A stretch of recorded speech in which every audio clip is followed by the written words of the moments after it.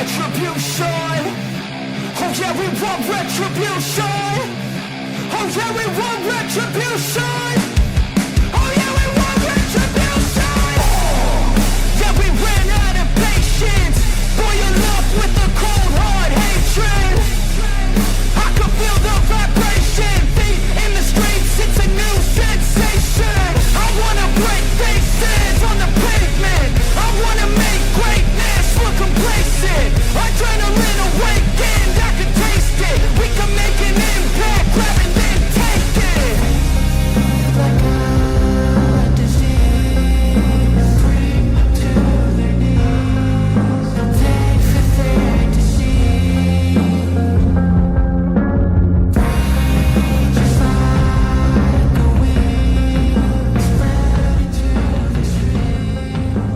Time to make them bleed. 'Cause we just want retribution. Welcome everyone to the After Hours Radio Show with me, your host, Mr. Rob G. Guess what, guys? It's going to be a fantastic show here tonight.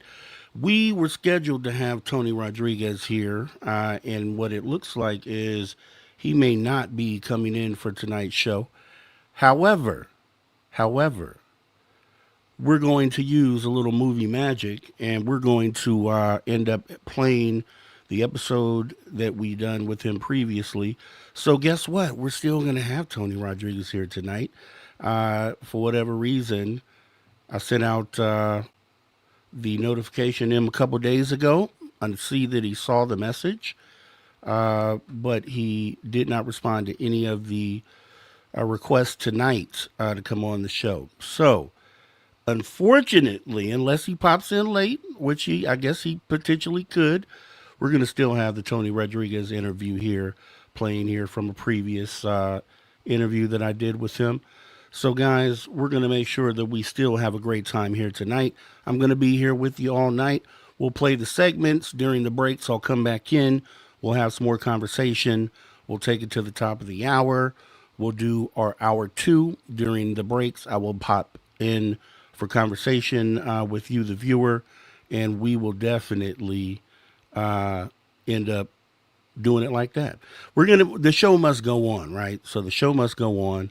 Area 51 out there, bring in the heat, never sleep, light them up. Definitely, the show must go on, guys. Let me see, who else is here? We got Kitty Catty Whack out there. Appreciate you coming on in, Kitty Catty Whack. We got Roger Murray, July 18th, which is today. Dropping knowledge bombs, July 18, 1969, Apollo 11, Buzz Aldrin witnessed UFO near third stage rocket-shaped letter L. Appreciate you, Roger Murray, for keeping us informed always, as always, on that UFO history. Once again, JSCO 773 now. Appreciate you coming on in, JSCO. Let's see, who else do we got out there? The Jaquetta, hey, the Jaquetta, appreciate you coming on in as well. Let's see. Area 51, are we going for it? Lego, exactly. Let's go. Patch Pirate, appreciate you coming on in. Almost missed another good show, hopefully today. Looking forward to it. Yeah, it's going to be a good one. Because as I said, fortunately, it looks like our guest for tonight didn't respond to today's message to come on in. And it happens, right? But the show cannot set back because of a reason like that. The show must go on. So with movie magic, we're going to go ahead and bring the interview that we had with Tony Rodrigues here. Last time I spoke to him, it was still a great conversation. You may notice a little differences in the background and stuff, but that's what it is. This is what we got to do. Miss Catherine Jones, appreciate you coming on in to the show here tonight. Let's see. Yeah, and we're going to get ready to get going right here in about 3 seconds, guys. Let's go.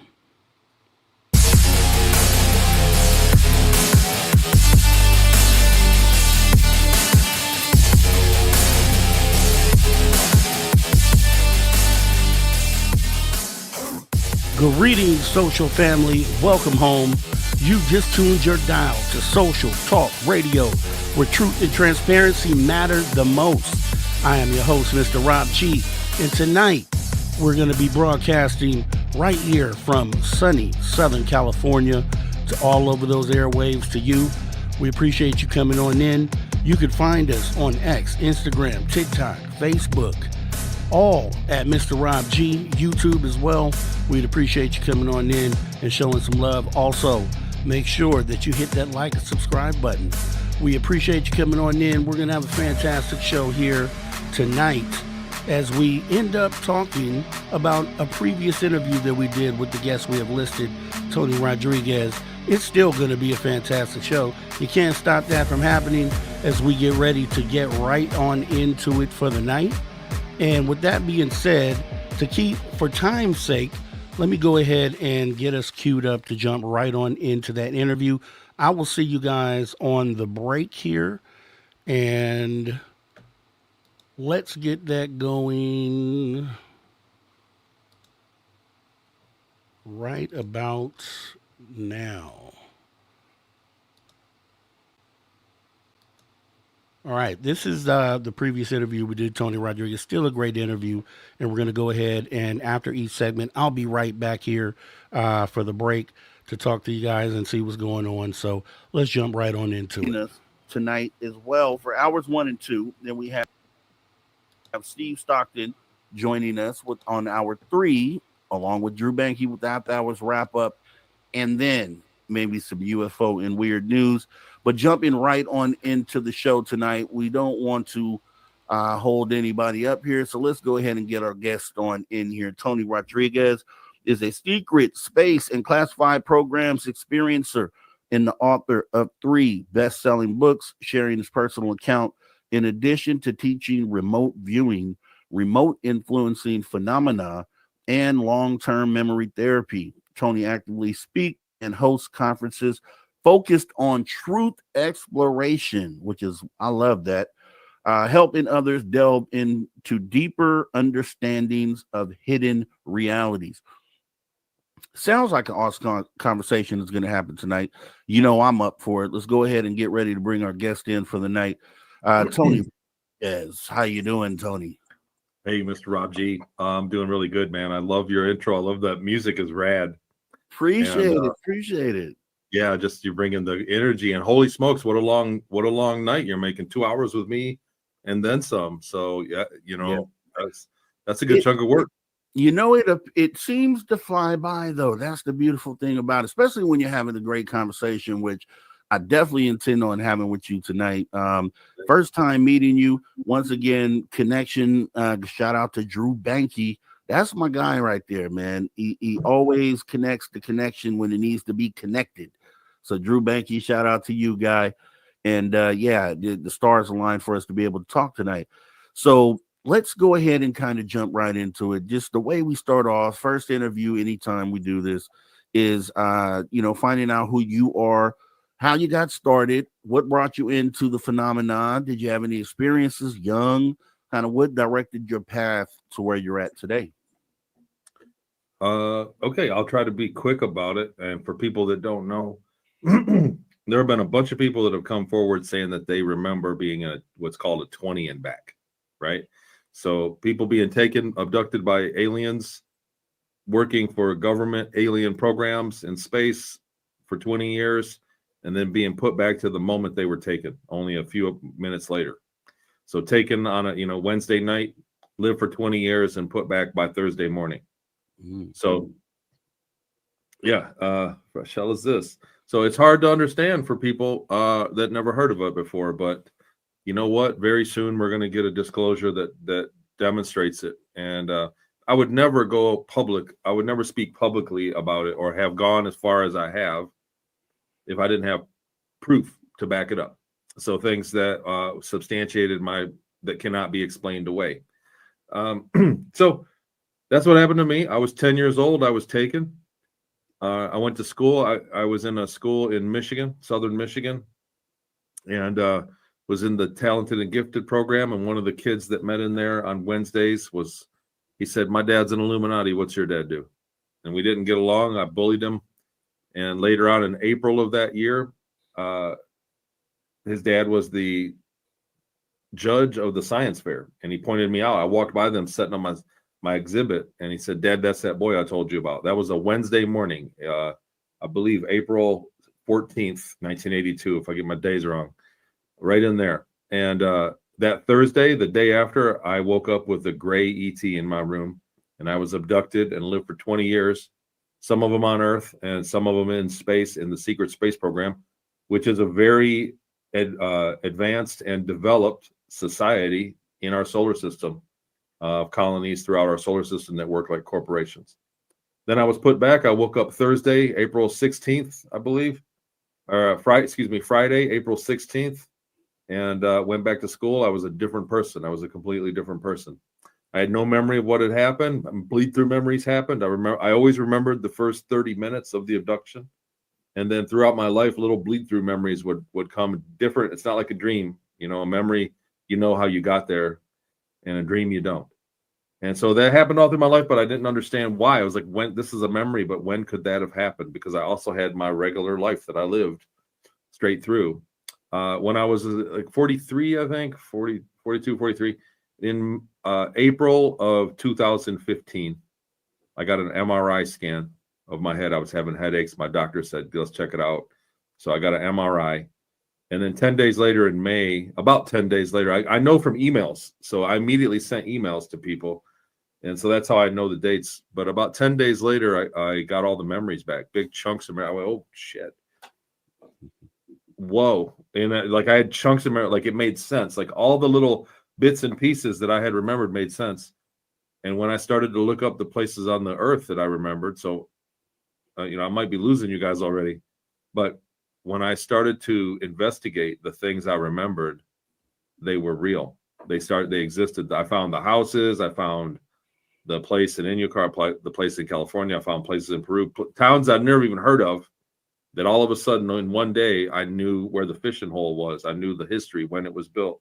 I knew when the gas station, where the good pies to buy in town were, in places that I had never been or even heard of. There's a lot of towns that everybody's never heard of. And it's like I woke up one day, and I was I don't have some kind of mental thing. I was a father.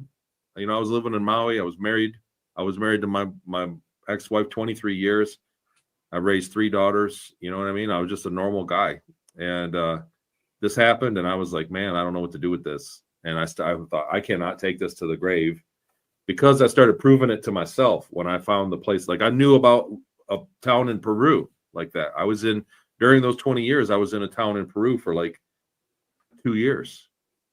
And so I still haven't been back there since. You got my memories back, but I knew it intimately. And there's been some evidence of coughed up evidence about that place.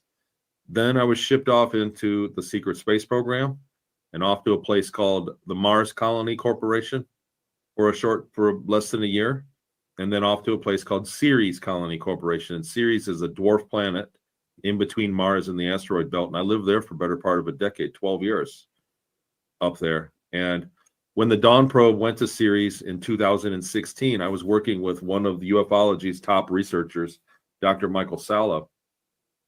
And he asked me, what are the white spots on Ceres as the probe was getting into high orbit there? And I said, that's salt. I remember there's a geyser there that goes off every 6 to 9 years. Water squirts out, and the water evaporates into space, and salt snows back down. And that's what those white spots are. They're giant piles of salt. So the Dawn probe, a couple months later, I think, after I said that, said that they did a high orbit scan, and they said it's probably sulfur and a bunch of other minerals. And Dr. Sala contacted me, and he said, do you want to retract your statement? And I said, absolutely not. If there's one thing I remember is us flying over on the ship I worked on, flying over that crater and watching that geyser. It was one of the most beautiful things I've ever seen. And I remember us talking about it, that it was salt. And I said, absolutely not. I won't take that back. I'll take it on the chin if I'm wrong, right? So that was 2016, late 16-ish when I said that. And then it wasn't until August 10th of 2020 that NASA, the probe, got in a lower orbit and did a proper scan on the white spots and determined it was briny salt. So that was one thing in space that I called out, that panned out. So I could done it with many things on Earth from the places I've been, and there's things that I still can't share. They're secret. But I wrote it all in my book, my first book, Series Colony Cavalier. And so I've got a lot of substantiating evidence, and you know what? It's still coming. So I'm still finding the paper trail of the product of the program I was originally in Inyokern, was in between the projects called Grill Flame and Center Lane, where CIA, they were Army INSCOM in conjunction with CIA contractors and the FBI Special Services, McDonnell Douglas, the Navy, the Air Force. They were all contracting and having the Stanford Research Institute and Army INSCOM do experiments on advanced remote viewing and remote influencing, what they call psychoenergetics programs. That was the first place I was used when they took me. So I remember that. I went back to that place, physically walked in the door where I woke up in that 20 years. So it was freaky. There were two of me, you know what I mean? Like it was a freaky thing. So I guess that's my intro. That's awesome too, as well. So, the 20 and back is something that I'm really, really new to.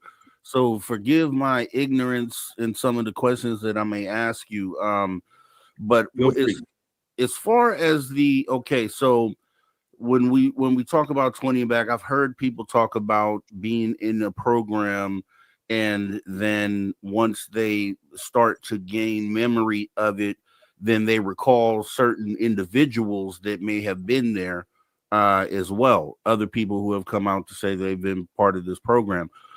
What I would want to know is, like, for someone like myself, or just hearing about 20 and back and trying to understand what it is, what is the purpose of the program? Well, okay, so the reality is that we made contact with extraterrestrial civilizations and we do business with them daily. That's the reality. And one of the first things they traded with us was this technology, which is essentially a conjunction of probably cloning, but for the purpose of life extension. You're adding another 20 years of prime life. So, you know what I'm saying? I was taken at 10 years old. So I lived from 10 to 30. And then I was put back to 10 years old. And then I lived those years again, albeit I was messed up in the head after it. But that's the technology. So I think that they clone you. I think it's a clone, and they take your consciousness out and put it in the clone, and you live those years first. Then they have to, and when you say time travel, you lose people, man. Everybody's like, that's science fiction, but it's true. They can travel time. So they can put you back in time, kill the body, put the consciousness back in you. You don't have those memories because that body's dead, and they send you on your way. And so they're getting free labor. I was basically slave labor, man, for that time. Like, they don't give you a paycheck. It's not like I got a paycheck out of it. So it's labor into this. That's how they're building out these colonies. Like, there's a very world-renowned ufologist, a researcher, that says, look, these ships that everybody says they're seeing from the United States, from the governments, that say, he says it's not possible, because where's the economy that drives it? These are $1 trillion ships. And my answer to that is, they're not paying anybody. It's slave labor. They're trading you the extra 20 years of your life. They're saying, look, come and work for us. You'll live another 20 years with ETs and Star Trek world. And then we're going to erase your memory and put you back. But you'll live 20 extra years. And we'll give you a job. We'll take care of you, 3 hot in a cot, all of it. How many people are going to turn that down? Yeah. Right? So, no, just let me live my short life. So you get what I'm saying? They're not paying for people to build these ships, and they're not paying cash for people to go up into the space, into these colonies, and be an architect or be a lawyer or a doctor or all the things that cost money. So the secret space program is a genius thing, because they're trading you. They have the technology to offer you a longer life in service, to go up there and live it's basically like a military existence. It's not like you get a vote or they celebrate your birthday. It's like you're in the military up there. The colonies now have citizens. Ceres colony did have indigenous citizens that live there, but there were a lot of people there. Out of 250,000 people, about 225,000 people. There were two species of ETs that were living there full time. Many other ETs visiting it, and maybe as much as 80,000 people were 20 and back people up there. So they were going back. So sorry, I'm trying to keep up with the chat. I know there's some people that are like, come on, man. You know, No, you're okay. And the questions I don't mind. I don't mind.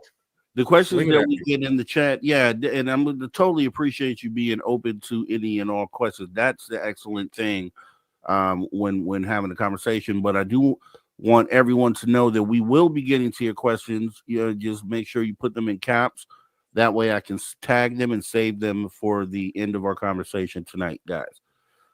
Yeah, but that's totally awesome that you're open to all that as well. So a couple questions on this 20 and back. Is it always, are the youth always targeted? Is it always youth? No, not always. Some people are targeted because they're not discovered until later on in life, but most of the time they pick people that are young. Most of the people that are going to, so I was an anomaly because I was in, like I said, that guy's dad just threw me in. I wasn't groomed for it. Most people that are taken are groomed. It may be as early as prenatally. While they're in the womb, they're getting genetically treated, and unbeknownst to the mom. And then they take them at 3 or 4, and they train them and put them back. So they can take kids for 3 days and put them right back in the moment they left at night. So they do this. Kids are 7, 8 years old. They're getting military training. And then about the age of, I find that it's about 12 years old for girls. Girls right around the age of 12 are taken because that's their prime years. 12 to 22 to 32, like that's prime service time. And boys, sometimes earlier than that, 7, 8 years old, and most of the time later than that, 15 to 17, boys are taken because if they're doing a military service, it depends on what job they're optimal for. They test it's all based on genetics, the technologies on how they fly you and teleport you from A to B is based on your genetic code. Not everybody has it. Not everybody can go. So that's a good reason to classify it from the masses. How many people are going to claim, some kind of discrimination if they don't have the genetics to go and participate? How many people be pissed off about that? Right. So that is the case, though. They had to test me for genetics before they took me. I sat there in a room with a couple grays and a reptile. Sounds cliche. They made it a laughing matter these days with the media, which works great, but that was the truth. And I sat there. We had to wait for my genetics to come back, and they said, "Yep, some people can go twice. Some people can go 20 years and they come back and they live their life. They take them again later and they do another 20 years. Some people have the genetics to do that." Okay, and another question I had as well. So, okay, well, let's do this elephant in the room, right? Because I think from what I know about the program or from what I've heard about it, I know the name Corey Good, I think, keeps coming up attached to the 20 and back conversation. I don't know why, but when I've read about this, I've seen that name pop up. So if that there is something there, that would be cool to address that, because I know that would probably be some of the comments that would come through, right? Is maybe something along those lines. So are you able to explain like where that person Corey Good may have gotten it wrong, or maybe brought this to the public in the wrong fashion? Put me on the spot here. I was a real fan of him in the early years, and I thought that in fact, at one point I shook his hand and I said, "Help me help you." I mean, when I was showing up to do my first interview with exopolitics.org, and I shook his hand. I said, "Help me help you," and he all but turned around and ran from me. And he's threatened publicly to sue me, saying I've taken his info. But he's also admittedly an IT guy, a professional IT person, and then he's hired a contractor called Red Torch, and he's had people hacked and followed. And I believe that when he ran out of material, he was hacking other witnesses and taking their material. There's several instances where things were said privately between not just me, other whistleblowers that have come forward, and we talk to each other behind the scenes, and we go, I said it on the phone, and then 2 weeks later he was putting it out there. And at some point, it seemed like he was given really good information in the beginning. And at some point, he did an about face and started suing everybody. The Gaia network that he was on, and had a giant lawsuit around it. And it just seemed for somebody that was dedicated to disclosure, he was all just about money, about using his information to do lawsuits and acquire money. It seemed to be that was what his mission. And he was doing GoFundMe's and basically begging for money constantly. And he's still just doing only for money enterprises. Anybody else that's been genuine, that has given a great deal of information with, because it's hard to give out new information now. So many people have come forward with great details. It's hard to bring anything new.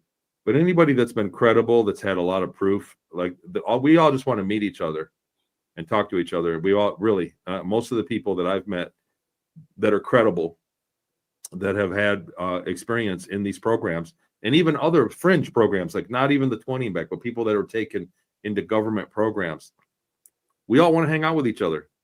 And Corey that's not the case with him. He just wants to sue everybody. And so became a lone wolf. And it's a real shame, because he could have still had a strong career disclosing the truth, but he shot himself in the foot with his terrible actions. I appreciate your candor, and you know, in any situation that has to do with the phenomena, it's always cool to, you know, call out the misinformation agents, the ones that muddy up the waters for the actual conversation to be had. So glad that we kind of touched that first, because I know comments will come through wanting that question to be asked. So that's awesome, because then that separates you from the grift, right? Separates the entire conversation from the grift, because as we know here in ufology, there's just a portion of the community that's just here for that reason, right? And not to look for truth or to bring answers. So that's kind of cool that we were able to address that.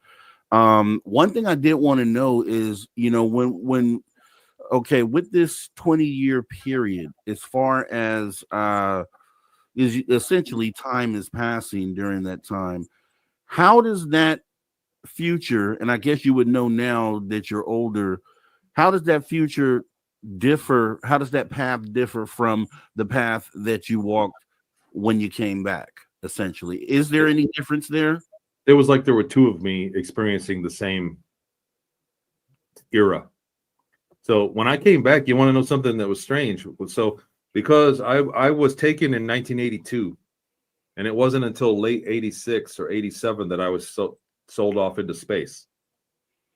So those first years, you know, 5 or 6, I think it's about 6 years. So 88, right? Somewhere in there. It's been a long time since I did my timeline.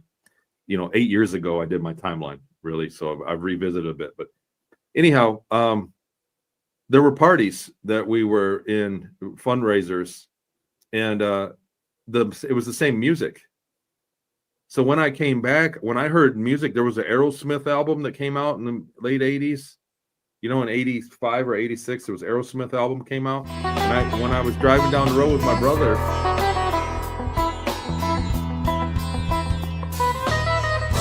Spaced Out Radio.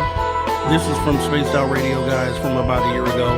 Right now, we are live After Hours Radio Show. We're going to be right back after the break. We'll get back into that interview from about a year ago. I'll explain to you why right here on the break. All right, everybody. So awesome interview so far. I mean, look, it's about a year ago, just as impactful today. And it's some of the same questions. Now, I do want to get into a couple things while we're on break. We got about 5 minutes till we jump back in to that interview. And actually, let me go ahead and make sure we're queued up for that. But the Corey Good piece, as I stated there in the interview, there were some things that I wasn't clear on as far as when it came to Corey Good. But after that, I looked into it. And that's when, you know, I came across the deposition that Corey Good had, where essentially he stated that the 20 and back stuff was something that he made up, right? Something that he made up. And I don't know if I have the exact quote here, but I know that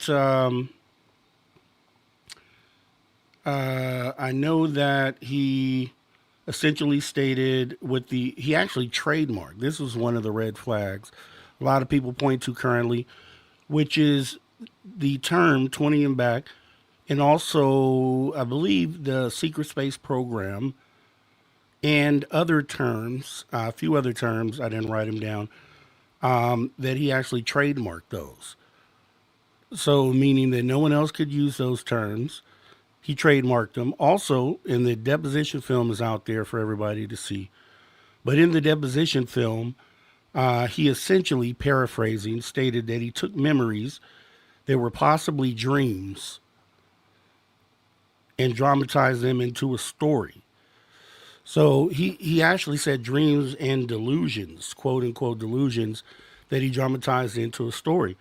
So if we had our guest here tonight, I would have asked, what Tony's thoughts were when he heard that deposition. I guess he kind of alluded to it on the last segment there.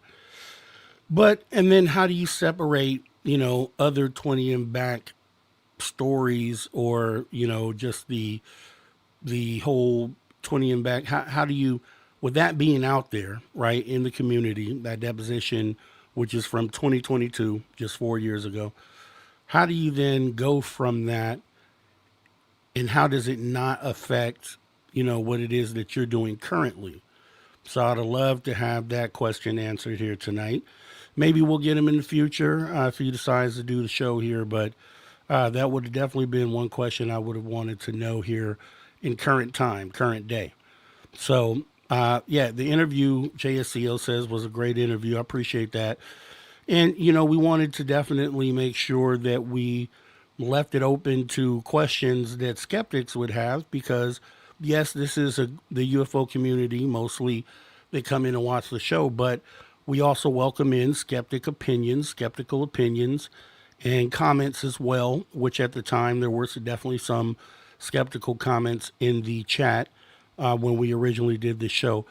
And, a person that's open to answering those sort of questions, I like. I think it's definitely, when you have claims like this, that you should be open to those questions. And as you saw in this interview, he was definitely open to answering some of those, which is cool. So I'm going to queue up the second part of the interview, which once we come back from this break, we'll go ahead and jump right back into it. But I think it overall was a good interview. And let me just make sure.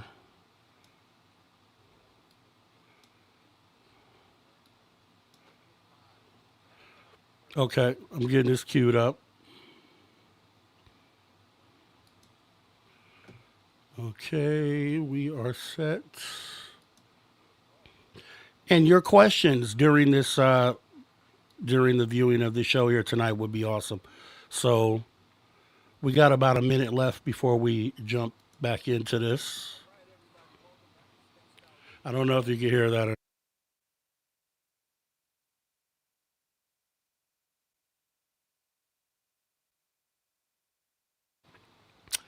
Okay, so we'll be jumping right back into this interview here in about 1 minute here. So if you wouldn't mind, please go ahead and consider hitting that like button, that subscribe button as well.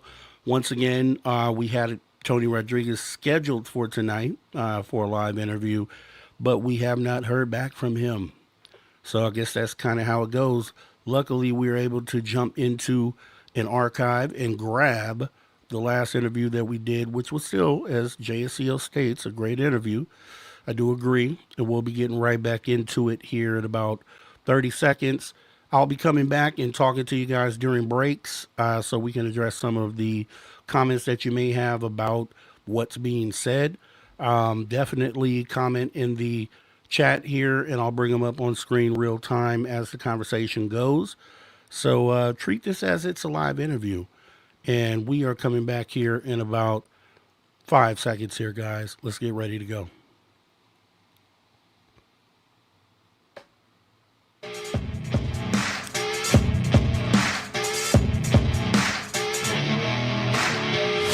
All right, everybody, welcome back to the After Hours Radio Show. We jump in the time portal and going back. We're looking at the Tony Rodrigues interview that I conducted here just about a year ago.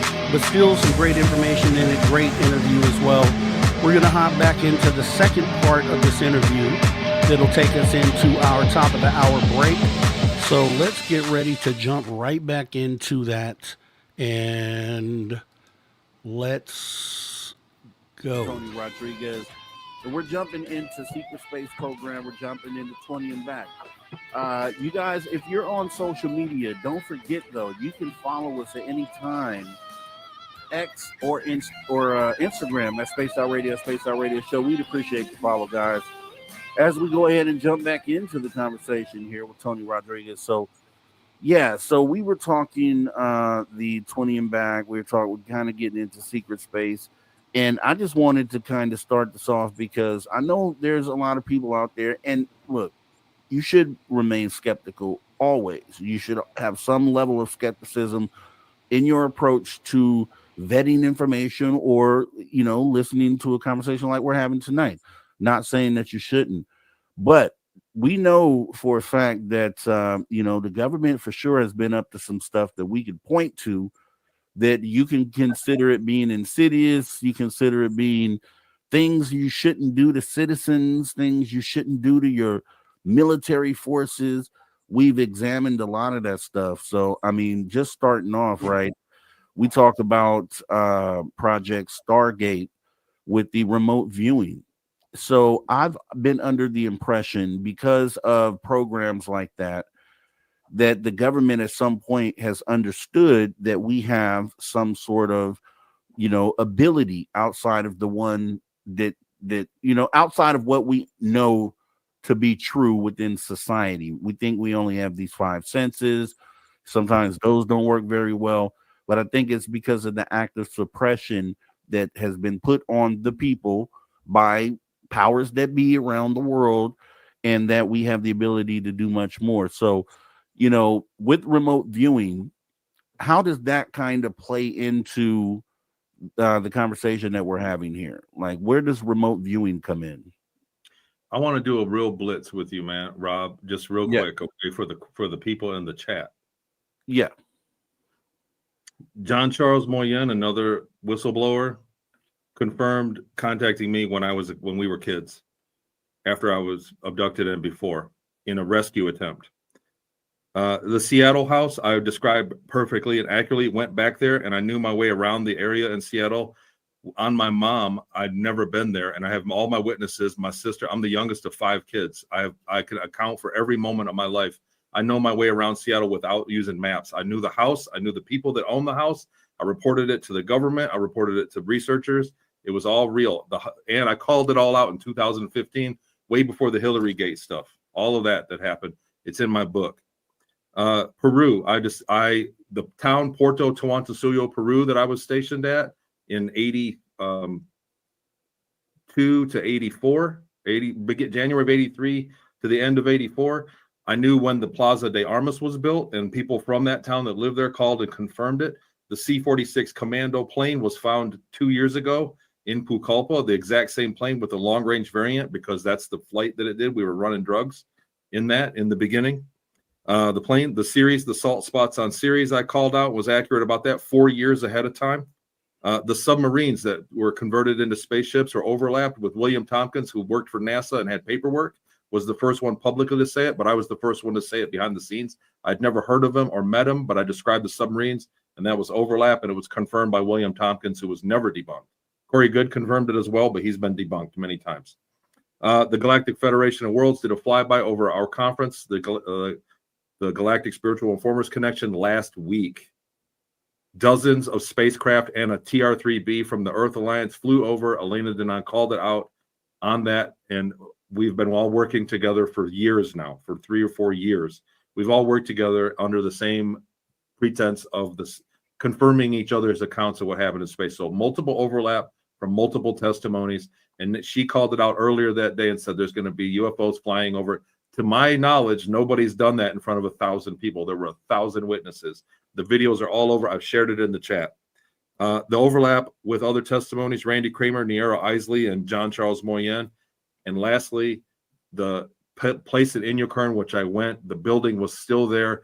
The places I described the buildings on were classified as California special districts, which exempts them from local law enforcement. So the program that I went through as a kid, it was perfectly legal to torture little kids and give them drugs and use a advanced remote viewing and trauma-based mind control program. So that all checked out. The 3 buildings were there on site, and I went with Tyler Koala from Journey to Truth podcast, and we filmed a documentary there. I knew my way around the town, China Lake and Ridgecrest, even though I've never been there, and I can easily prove that. I've never been to Peru, and I know my way around that town, and I can prove that. So those are some of my receipts. There's a ton more, but you're going to have to get my books if you want to go farther into that. So I'm sorry. No, I'm just coming back to some of the stuff because everybody's like, no receipts. I just want to squash that right now because I can receipt all night. And that's yes, and that's welcome. Receipts are welcome for sure. Some examples that I give of maybe an experience like this. I mean, there's record of, so setting this program aside, there has been historical record of people remembering past lives, for instance, places that kids that recall places on a map that they obviously have never been in this current life, and they're able to give information. There has been, okay. So a kid that fell and bumped his head, had amnesia, came back speaking a totally different language. I mean, come on. So when you have situations like that are documented, I'm just saying, I haven't experienced 20 and back, so I can't say what is or what isn't when it comes to that, but I could point you to other things that have been verified by other people that came to be weird but true, right? So that's what I'll just add to that as well. But with the 20 and back, someone did have a good question here. What happens if a person were to die within that period? So I've avoided this for years. So the other thing that I saw, somebody's like, he's just doing this for money. Well, I've been doing this for 8 years. In the first 6 years, it was 2 days a week, every Saturday of every week for 6 years that I did interviews. I've done hundreds of these interviews and dozens and dozens of live talks where I've traveled to go out of pocket and paid for it. It wasn't until the book came out and I did a Patreon show that I started getting any kind of money to help out. But I'm still working for money because this is blowing up, man. This is coming to believe me, this is coming to a news channel near you. The phenomenon that you're talking about of kids bumping their head, like a lot of that, it depends on the individual account of the memory. Like, did they remember the past? Did they remember it currently? But most of those, I think, are like a past life thing. Like, we have a lot of instances that are documented that the scientists really can't do anything about, where kids go, look, I used to live down the road and I died, and that's my house there, and that's my mom, and they've gone and filmed it and done all that, and that's happened dozens of times. There's a researcher in Australia named Mary Rodwell, is a world-class researcher, and she works with children of weirdness, shall we say. When you're a mom and dad and you go into your kid's room at night to check on them and they're floating a foot above the bed, you end up calling Mary Rodwell. She's the specialist at that. And she's wrote a couple books called The New Human and other books. They're amazing books. But it's about children. She believes that kids these days, even the autism is a symptom of a new human that's being born. Like, we're evolving. And so these kids, even some of them come out, like when evolution happens, it doesn't happen great. Like a new evolution, like imagine a lizard growing a new arm. It's not really good arm in the beginning, but over many times that evolutionary adaptant gets strong. And she said that's kind of what autism is doing right now. These kids are gifted. She's working with kids that could be blindfolded in a dark room and draw everything that was in the room next to them that they've never been in accurately. So like a remote viewing. And that's what I do. So I have a Patreon channel called Talks with Tony on Patreon. I want Talks with Tony. And it really turned out, I was doing interviews like this and just for like $5 a month, just to make some money. And it turned into doing groups where we do, on Tuesday nights, we do like remote influencing, psychoenergetics. We all pick a target, we work on it. It's a long story. But on Sundays, I teach remote viewing, and it's really turned out to be awesome. It really has turned out to be something else, man. We do remote viewing. People can use the protocol, use the meditations, and get accurate data from sites that are, mine's sitting over there. I don't want to get up, but it's over on that other desk. Envelopes with just random numbers on it. They just get the random number and the target's written down on a piece of paper in the envelope. And using those protocols that I dug up from Inyokern, from some of my receipts in 2023 when I went there, I went back and did into the paperwork, and I dug up all the CIA declassified library.gov, the Freedom of Information Act. Everybody should check that out. And I went in there and dug up and found the funding for the contracts and the contractors that I was involved with. Was the first when they abducted me. ETs abducted me out of my room, took me to their laboratory, and the first place I woke up after that with no memory of who I was in Inyokern, California, in a portable with a bunch of other kids, a dozen or more other kids, and we were put through trauma-based mind control, given drugs, and then we were doing out-of-body stuff with the Monroe Institute in binaurals. We were doing remote viewing. They were electric shocking us. They were giving us drugs, all of it. And it was worked. And so they ended up at the end of that, they would drug us. I'd get an IV bag, and they'd put a drug in it, and I'd lose consciousness. And while I was under, other people would speak through me, and they'd get accurate information. They were asking about the drug trade. They were asking business decisions. This is how the elite keeps one up. You know what I mean? Like, I don't want to throw out names, but you think about somebody that never has a stock trade go wrong. This is a technology that could do that. And the Army, and this was funded from Army INSCOM, from the Growth Lane Project, which then turned into, look it up, the Center Lane Project, Project Center Lane. So Growth Lane, all the data was only for the Army. Nobody else could access the data. It was security level 4, security level 3 or 4. Only the Army INSCOM had access to the research. It was successful. And so they closed down Growth Lane and they opened up Project Center Lane in Fort Leavenworth, Kansas City. Am I saying that right? In January of 83. I was taken April of 82. And for 9 months till January of 83 was when they shoehorned us kids through. They thought we're clones. They called us clones. They said I was a clone. And in January, they made it the Project Center Lane, and all the branches of government had access at that point. They could started training their own remote viewers. In January of 83, the Air Force, the Navy, the CIA, the FBI, Boeing. Why does Boeing, McDonnell Douglas, why do they need remote viewing teams? I don't know, but they're on the paperwork. And I have all the paperwork in my book, Beyond Sight. So my most recent book is right here, Beyond Sight. I have copies of all that. You can read it. It's all in there. And there's a lot of receipts in there. And I'm still going, to be honest with you. I went to Inyokern and I remembered a lot more stuff because you could go there and smell it. You know what I mean? When I stood there, I was like, oh my God, I was in shock. Yeah. I got it on film. There's a YouTube video of me walking in there for the first. You can see the look on my face. Tell me if that was an acting job. And I went there. I was in shock. When I went home, it put a fire under my ass. And I started researching. I've spent hours. I spent weeks researching, reading the CIA declassified library.org. And I keep finding stuff, man. There's just it's just like a bottomless pile of treasure trove of supportive evidence. So receipts all night long, folks. Yeah, and that's good stuff too, and appreciate it again. Because like I said, you put the receipts out there, you let people process it, and they come to their own conclusions at the end of it. But you've done your part in bringing receipts. So, and just we gather here often, and we talk about things that are outside of the normal. Paranormal is exactly what these things are.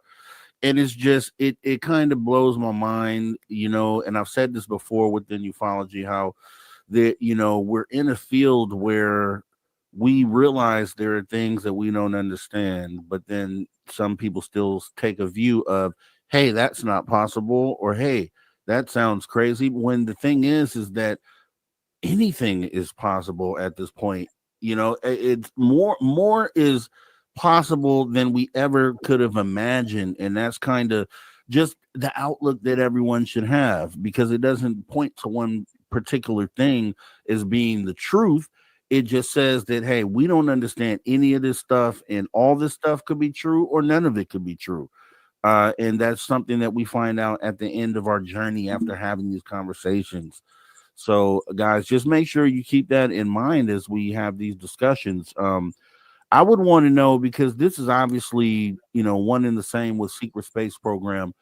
When do you think, in your opinion, we first went out into space? We had Roger Murray put something in about Sputnik being the first thing up there and kind of the beginning of the space race. What is your belief on that? I think we came from space originally, so it's probably been all along. Some of the elites, the rulers, the royalty, they've had access to ETs all along. When you talk about governments doing it, so that's the hubbub, is that World War I was about money. World War II was about interstellar flight.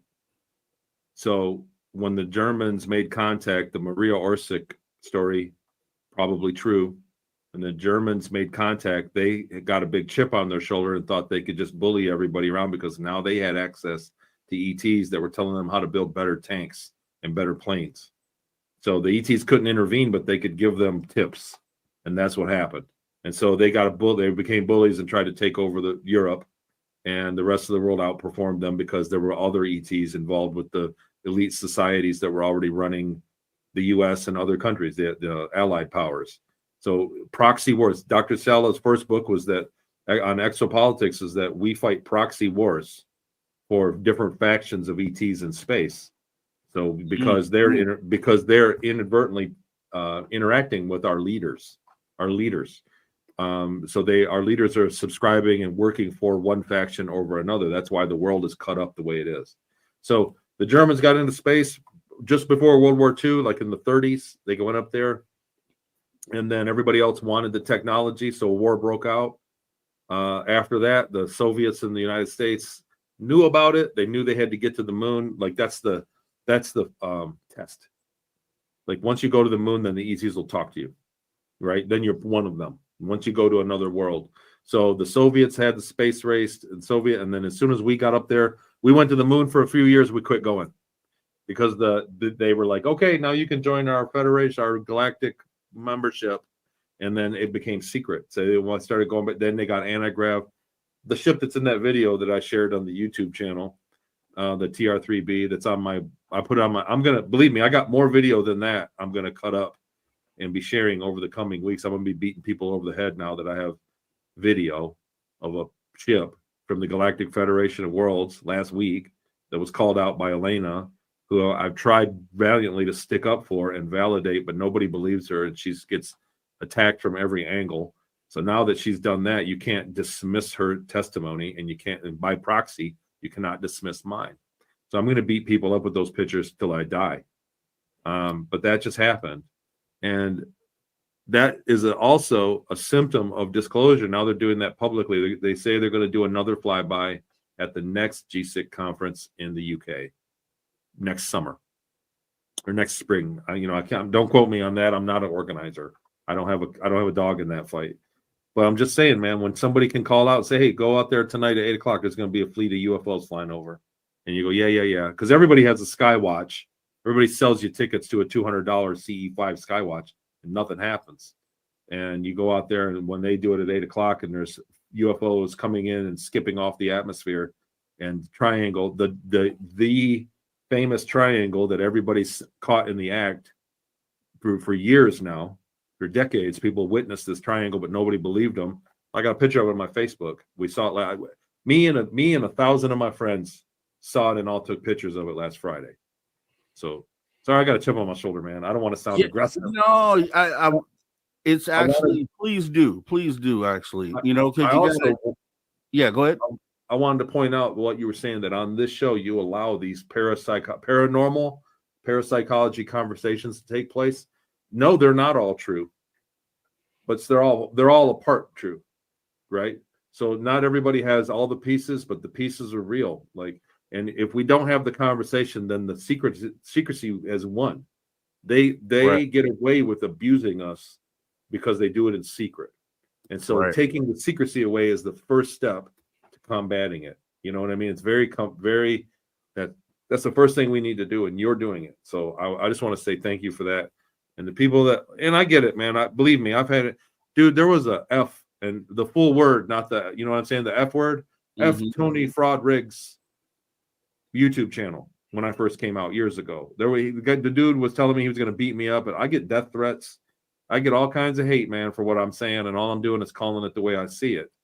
And there's a lot of people that don't want this information to come out. There's a lot of things that people don't want people to know because they get away with victimizing us. If you don't know that you can be taken and put back in the same night and used as slave labor, right? If you don't even know it's possible, no one's going to believe you, and they can just keep doing it. So that's the secrecy is their best weapon. And so us talking about it is the best course of action. Yeah, I'm on a roll. I have not drank coffee in the last 6 hours, and I'm going like I am. That's what. Hey, I love it. I love it. Like I said, this show, regardless, we got people definitely here live tonight, but this show will also live on after this. And so, you know, you being able to express yourself in the way that you would like to is very important. And yeah, it's all part of having tough conversations. Sometimes it gets like that, you know, a little tense, but that's okay. So with that being said, you know, what I definitely want to do is make sure that let me see. I want to thank Aloha Dave for bringing that in. We do appreciate you, Aloha Dave. And also your video, would love to see that maybe because we can check it out during our, not this coming break, but the next break while we're still live. So if you could send that to me in the chat, like the link or something like that. And outside of that, what I want to know, because we only have 2 minutes till we go to break here. What is so I heard you say, okay, we went to the moon a few times. That was one of the markers to join this Galactic Federation. There's a lot of people that talk about this Galactic Federation. What is it made up of, if you have any information on that? So there's a lot of organizations throughout space. So the idea that we have of ETs from our media, from the movies, you think that if we get into space, it'll be 6 months to get to the next star to where they have ETs living at. And then you're only our neighbors. Everybody's only talking to Pleiadians or Arcturians, right? Like that's it. But that's not the case. Space flight, once you get to once you get into space and learn what they're doing, it's instantaneous. They can go anywhere in our galaxy and come right back immediately. And they can go to neighboring galaxies. So 400 billion stars times 18 or 20, 400 billion stars. That's how many civilizations can pop here and go home in a day. So space is easily accessible and it's travel. So that's the deal when we're talking about how many ETs are in. That's why when you research it, I say this all the time. I say it all the time. If you're a researcher and you're like, okay, prove it to me. Where's the proof? And you start interviewing people, it all sounds like gibberish. Because some persons get abducted by people that are military looking, and other people get abducted and out of their body, and it's like an astral ship, you know, like all different life forms, all different species at all different levels of technology are accessible, and they can go home at night. They can, you know what I mean? Like it's instant. So there are many different groups. So you Conversations that move the We'll be needle. right back after the break. That move the needle. You're listening to the After Hours Radio Show with Mr. Rob G. Where truth and transparency matter the most. You've tuned your dial to the right frequency. Only on Social Talk Radio. All right, guys, we're going to take a 5-minute break. We'll be back with the second half of this interview with Tony Rodrigues, guys. See you in a minute.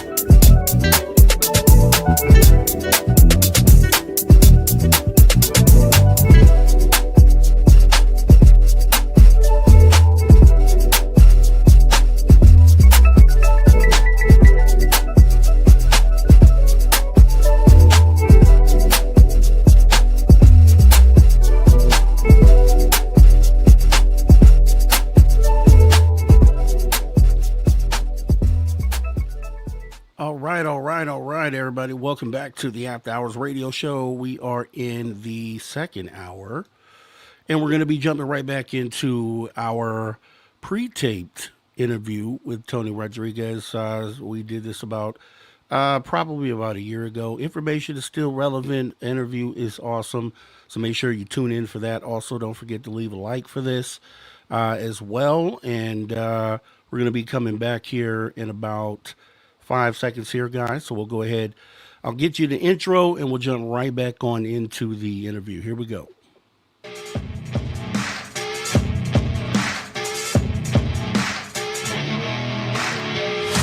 All right, everybody, welcome back to the After Hours Radio Show with me, your host, Mr. Rob G.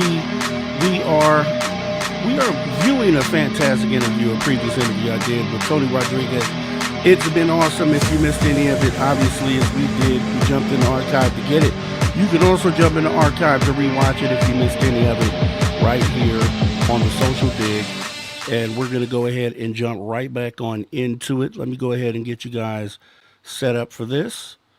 And here we go. This, Tony. So let's talk secret space program, some more of that, because, they're Sputnik, okay, 1957. So if we're talking about, the Nazis going prior to that, we're only talking 10 years prior, 10, 15, 20 years prior to Sputnik, the official space travel. So with that being said, I'd say that's very plausible for that to be a real thing there. And you would think that not everything has been done on the up and up. As we know with the powers that be, we know that they haven't been straightforward with us on a lot of different things. And there are things launched all the time. I'm in Southern California. I'm in Bakersfield, not too far from right in the middle of Edwards and then also Vandenberg. They shoot a lot of rockets off all the time. And I'm always under the feeling that okay, is that a rocket or are they sending something up somewhere? It's always the question that I have. What's your outlook on the secret space program? What do you think that they have done that they haven't told us thus far? Well, so they have different compartmentalized levels, and everybody at their level, they tell them they're the smartest. So, you know what I'm saying? Like people right now, I shut the chat off. Somebody very smart just told me just ignore the chat. And because people keep coming in and go, where's the evidence? And I popped off on that the first 10 minutes. So just rewind the tape if you want evidence. But people in the world, like us, the consumer, the citizens, we think that we know it all. We don't know nothing. Like the government has always been 20 years ahead of us in computer science. The AI stuff, the internet, that was all, they had it and mastered long before we ever knew it existed. There's an AI running the world right now. Like it's called the BlackRock one, the Aladdin. Go Google Aladdin AI and see what happens. It's running 80% of the assets of the earth right now. Aladdin AI. So it's been a long time ago. So what I'm saying is there's a lot of things going on. No one can make the argument that we know everything that the government does. You know what I'm saying? That the government, because the other thing is after 20 years, the CIA declassifies. And again, with the Freedom of Information Act, the FOIA, you can Google FOIA CIA declassified library. Google that. You'll get to the library prompt. Put in Project Grill Flame. Put in UFOs. Put in secret space program. Put anything that you want. Any of your paranormal guests that come on this show, take their subject matter and enter them into that prompt, and it'll spit out pages and pages that the CIA knew about better than 20 years ago. And you can go in there and start reading, and it's like it'll blow your mind. And they just have to admit it. It's the freedom. Most people don't pay any attention to it at all. So it's been going on a long time. It's good. We're going to get a disclosure. They're ramping up. They're going to tell us. They're getting ready for disclosure. That's what all these cities and the weird like now they're not even bothering hiding their lies anymore. You know what I mean? It's like so obvious because they're in a hurry to disclose. We're right there. We got we got AI now, and they're going to have a lot of the technology is already coming. So the genie's out of the bottle. We already did disclose. People like me and the others like me have already disclosed what's going on up there. And it's an idea. The masses reject it. So I say it all the time, man. I can walk down, you know where Fremont Street is in Las Vegas? Oh, yeah. With the big lights and everything. Me and you, Rob, can walk down Fremont Street, get a pina colada or whatever, and we can take a gray alien with us. And it can telepathically say good evening to everybody that walks by. And we'll walk right down through Fremont Street and go into the Detroit casino. And everybody that saw it and heard the words good evening telepathically in their mind will think to themselves, how'd they do that? What a good trick. Nobody would believe that. We are so programmed. We are so programmed to not believe our own eyes anymore. Yeah. That they have been disclosed. We had the Congress. They had the thing, the UAPs. Everybody was like, yeah, they're ours. Or they're a drone or something, whatever. Yeah. People don't understand, put two and two together, that the UAPs, and this is F-18s with advanced classified detection means that saw them going from inside the water to orbit in a few minutes and back again, and hypersonic speeds, and then turning. We don't even have materials that can do that. We don't even have. So the laws of physics that these things that they disclosed easily open the door to deep space, at least the deep solar system exploration. And nobody cares. Nobody cares. It was crickets.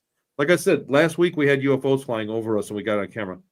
Nobody cares. It's not on the news. It's crickets. Sharing it in the chat. Nobody cares, man. Everybody's like, well, I saw it in one. Nobody's realizing this was a public disclosure. We have disclosed there is a spaceship in orbit from a galactic federation of worlds intent on helping us join them. It's here.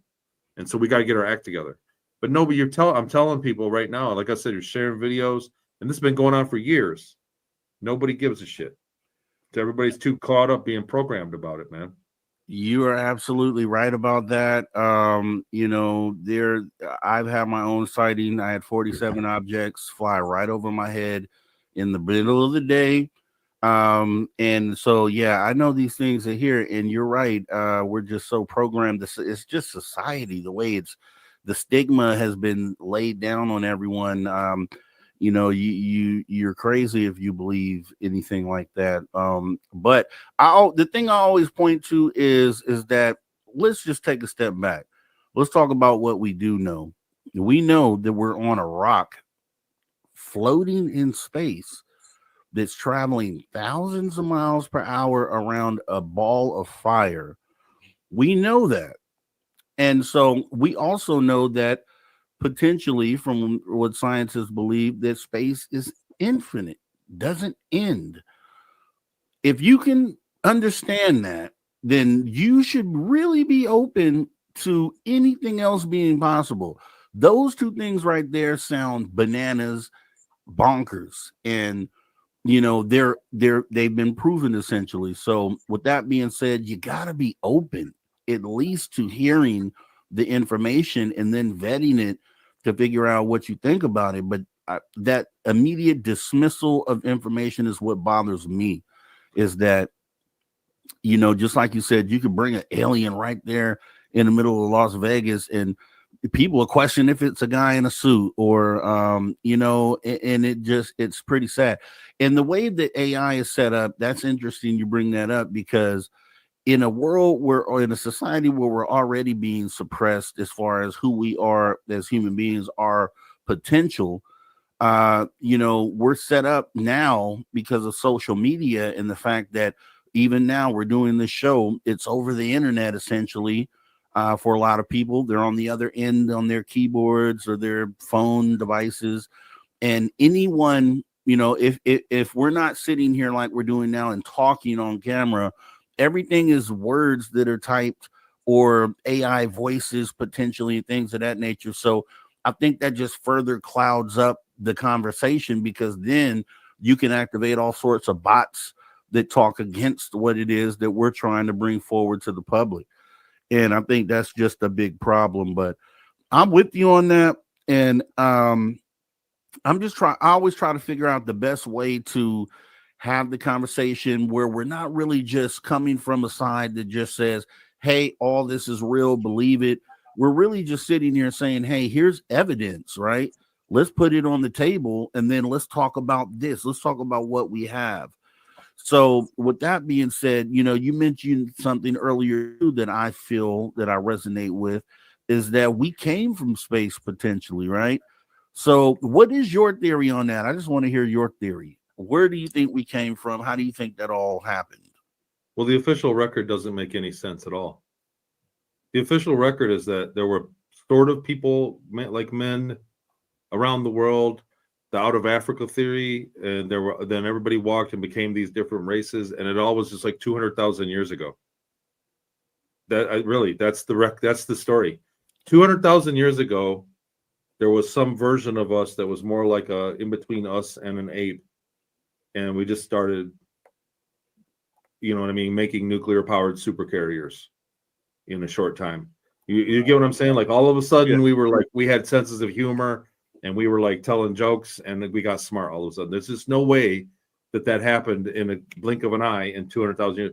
And there's not another animal or living creature on this earth that is anything like us. I don't care if they share our DNA or our chromosomes. They're nothing like us. You know what I'm saying? The next couple steps down, they're nothing like us. We cannot exist in the environment naked and afraid. It just won't. We won't make it. We won't live long. And so we're nothing like this environment. We're the only creature on this planet that lives in, only large creature that lives in every single environment. We're omnivorous and we're whatever. We can live everywhere. We're the only ones. So we are completely adapted. We're extremely programmable. So we need to have this conversation. We are programmable. So it's easy to teach us to do stuff. It's easy to teach us to not do stuff. We follow the leader. We follow the crowd. So, I always cite video games. Boys are always looking for something to get better at, to prove themselves, to get the girl, right? That's basically what it means to be a boy, to distinguish yourself so you have a peacock feather so you can impress girls. A nice car, a nice job, whatever it is. So boys, when video games came out, computers, they wanted to do that, and they were first, and girls hated it. There wasn't no girls playing Nintendo back in the day. Now that everybody plays Nintendos, now women follow what the masses do because they easily see what works. And so now girls play video games because everybody does. But in the beginning, it was only boys, and girls hated it. It was disgusting to women, to young girls back when I was a kid. But now it's okay because everybody does it. So they do it. So we are programmable in that method. We are in a marketing stunt. We are programmable. The boys are programmable because you can offer them something that looks like it'll set them apart from it, and they'll jump right on it. And then the girls, you just have to make it look like everybody participates in it, and they'll be attracted to it. So we are programmable in many, many different ways. I hope nobody's going off in the chat that I'm a sexist pig. No. But it's the truth, man. We are programmable. You're explaining it great, actually, perfectly. And we are, and I've always talked about this too, that it appears that human beings, when you look at everything else that's native to this planet, that we seem to be out of step with the natural balance of this planet. Like we literally do everything we can to hurt the planet rather than help it. Everything else falls in its own natural space, and it works cohesively with other things that make the planet good or better. But we seem to be the ones that stand out from that, and that always bothered me. It still bothers me. But Our leaders do that. So the humans that lived aboriginally, the American Indians, the Africans, the Polynesians, like the Aboriginal cultures, lived in found a balance with nature and didn't exploit it. It wasn't until we had our leadership roles, the royalty, which is probably influenced by ETs, the AT influence. It's the royalty that turned into the landowners, that turned into the corporate owners that exploit the world. That we're in their system, we're in their money system. All Aboriginal people, no matter where they were, didn't have money. The Hawaiians had money, but they didn't eat up the land. You know what I'm saying? Like they returned everything. There was a balance. And so it's not until the royalty came along and took power that we started really killing the world around. When I talk about programming, and the reason I'm saying that, the reason I'm accentuating programming is because if you're an ET species that is thin and adapted to live in low gravity environments, right? You have a big head and a little thin, frail body because you can live in a low gravity environment. For you to go to somewhere and flip a switch in a high gravity environment is expensive. So you grow people on a planet, in a pretty good sized planet with a high gravity environment, and you can use the 20 and back technology, the cloning, and they don't even know you're taking them. When you look back, when I'm describing the 20 and back, what happened was an ET, a different species of humanoid, came in my room and took me, and I worked slave labor for 20 years, and then it put me back. What does the devil steal? He's coming for your soul. What does the boogeyman do? He comes in your room at night and takes you, and you go to hell. What is hell? You get what I'm saying? Like all of our lore, all of our legends throughout our history describes the same experience. But we think it's like spiritual. We never put the technology aspect to it. They've been doing it to us all along. They put us here. We live in this environment when they have a job to do in a similar environment elsewhere in the trillions of worlds that they can access in a weekend. When they have an environment, they come and clone us, they program us, they put us there, and we do the job. And when we're done, they put us back, and that's it. It's that simple. It's that simple. And so the programmability, here's why I really see it is I got teenage kids. You know, well, I raised 3 daughters. One's 24, one's 21, and one's 18. And I tell them all the time, you're being programmed by your phone. I wasn't like, you trust me. And I sit and fight with them. I'm like, you're wrong. No, that's not right. That's not the way it is. The kids these days are believing all these strange things. And I look at them and I go, you're being programmed because I know better. I know what's right. And then I think to myself, oh shit, where did I get that from? I got programmed too.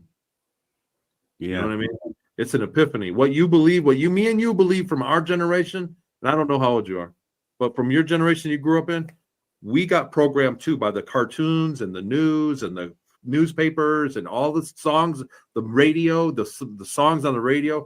That programmed us to believe a certain way. We have our own version of right and wrong, and it ain't right and wrong. It's what we got programmed to believe that was convenient for our leaders.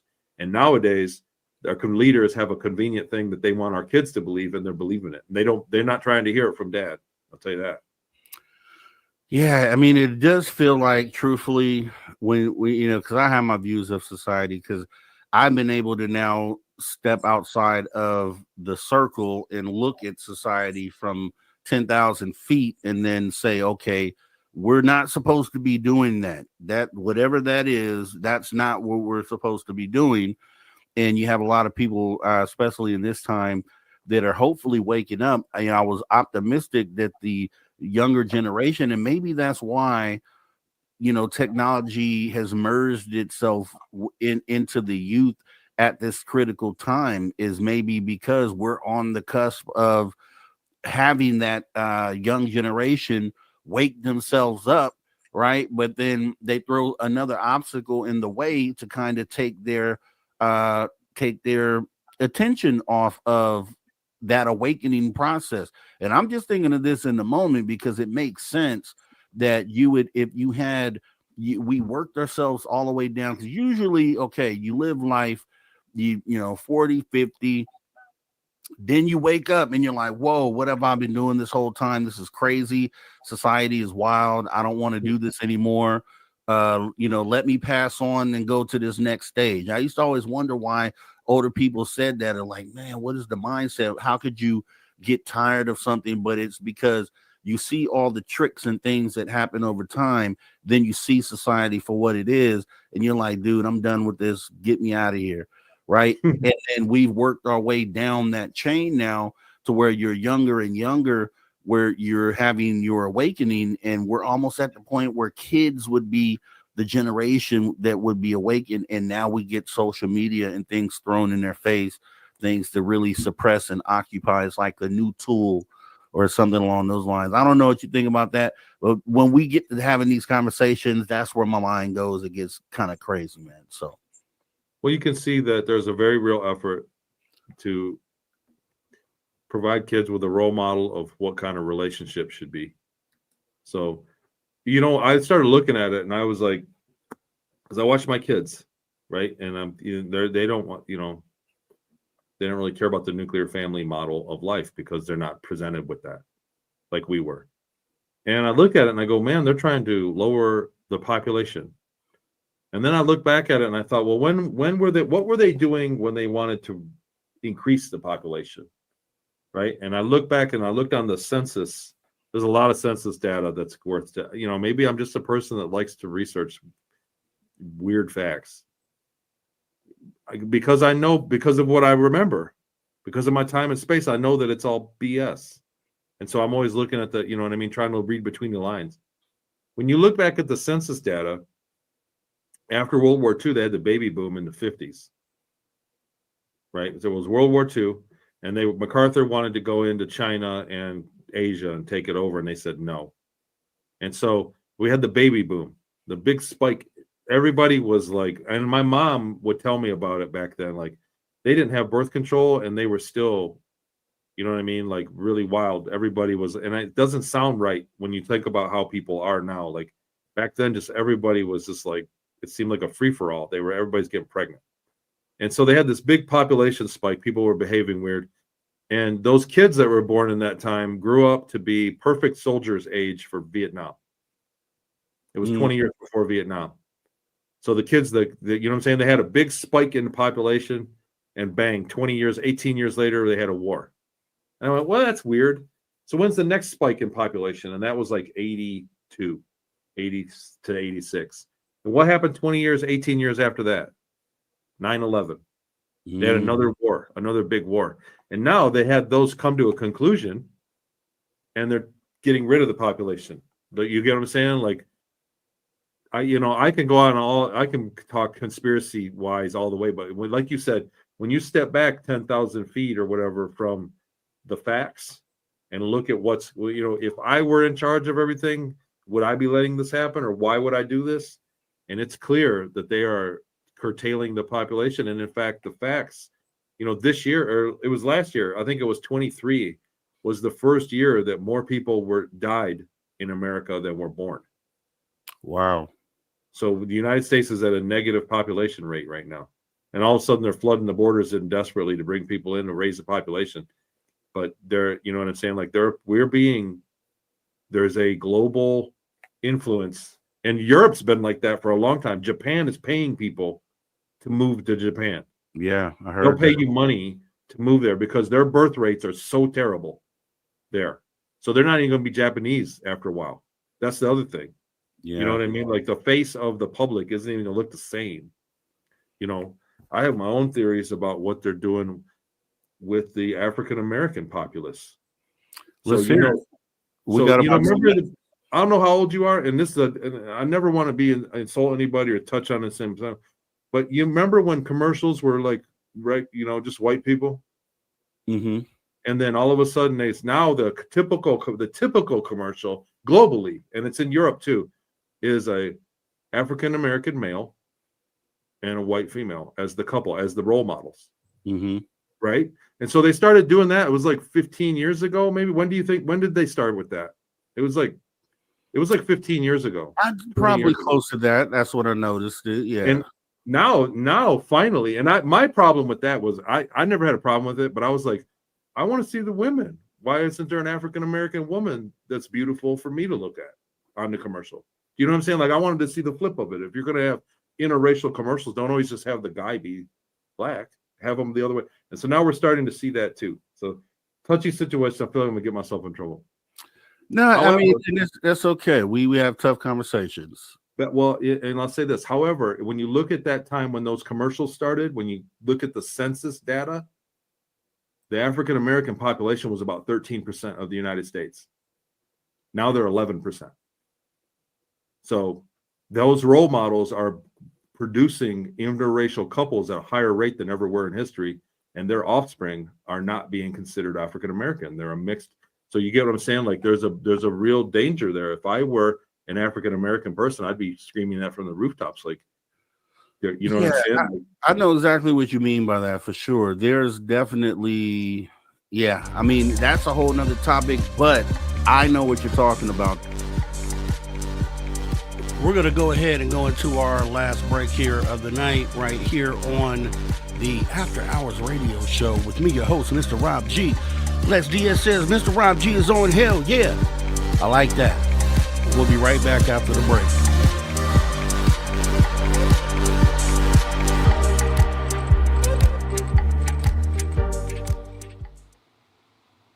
Yeah. I remember this interview very well now. As it goes on, I recall being in the moment. And I was like, where is he going with this one? Where is he going with this? But it, that's the thing about this channel. You're allowed to speak your mind as long as you aren't being offensive. Tough conversations, we do have those. You guys know that on this channel. A lot of tough conversations that people don't have, don't like to confront, right? And that's like sometimes the unpopular thing to do because a lot of people want to have just very comfortable conversations. But I think that those conversations don't move the needle as much as having some more of the tougher conversations. And if you've been around and you've watched this show, prior to this channel, and when we were on the other channel doing the show, we prided ourselves in having tough conversations. Drew Banky out there, appreciate you coming on in as well. Drew Banky was part of this movement that we call the After Hours Radio Show, and he's out there in the audience right now. Appreciate it. Hillbilly Herb must have been sweating a little, Rob. That as a host, right? You have to be graceful. You have to handle it gracefully. You have to push back when necessary. And as you noticed during this interview, there was definitely pushback on some parts of the conversation because, as I said, our community that we have here, we're critical thinkers. We're all open-minded individuals. We're open to possibilities. We're open to listening to someone else's perspective, right? And then forming our own conclusions. And that's kind of why we have these sort of conversations. So definitely something that we pride ourselves on and we continue to do on this channel. A lot of the channels that do so well in views, there's a lot of echo chamber conversations where, a person just allows a person to just say, unsubstantiated claims without being challenged. And I think you have to challenge, right? Because, you're not doing your skeptical viewers any justice, right? Skeptics are going to want to have certain questions be posed or asked. So we make sure that that's the approach that we take. We can talk from both sides. We don't just buy into narratives just because someone says it. It's definitely questions that need to be asked, challenging questions. And that's exactly what we do here. So I hope you guys appreciate that. And We are going to be back here in about 2 minutes. Let me cue up the last part of this interview, and we'll be coming back right after the break with that. I don't know if you guys, and I'm going to cue it, you guys might be able to hear it. I hope not, as I get this ready. So give me just a moment here. And if you wouldn't mind while I'm doing that, please consider hitting that like button. Also, leave a comment on the video. Say how you thought, right? Was some parts of the conversation, how did they affect you? Did they touch you in a certain way? Were there, things that you're screaming from your end that you think should have been addressed, or things that should have been heard? Definitely wouldn't mind you leaving those comments as well, and sharing these videos as well. So let me get this queued up, guys. We're on a 5-minute break. We have about a minute and about 2 minutes left.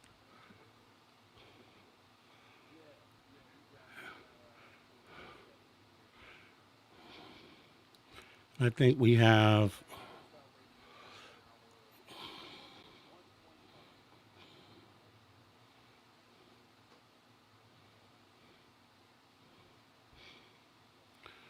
Okay.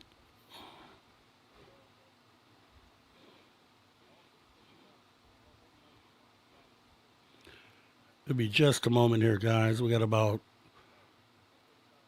a minute left.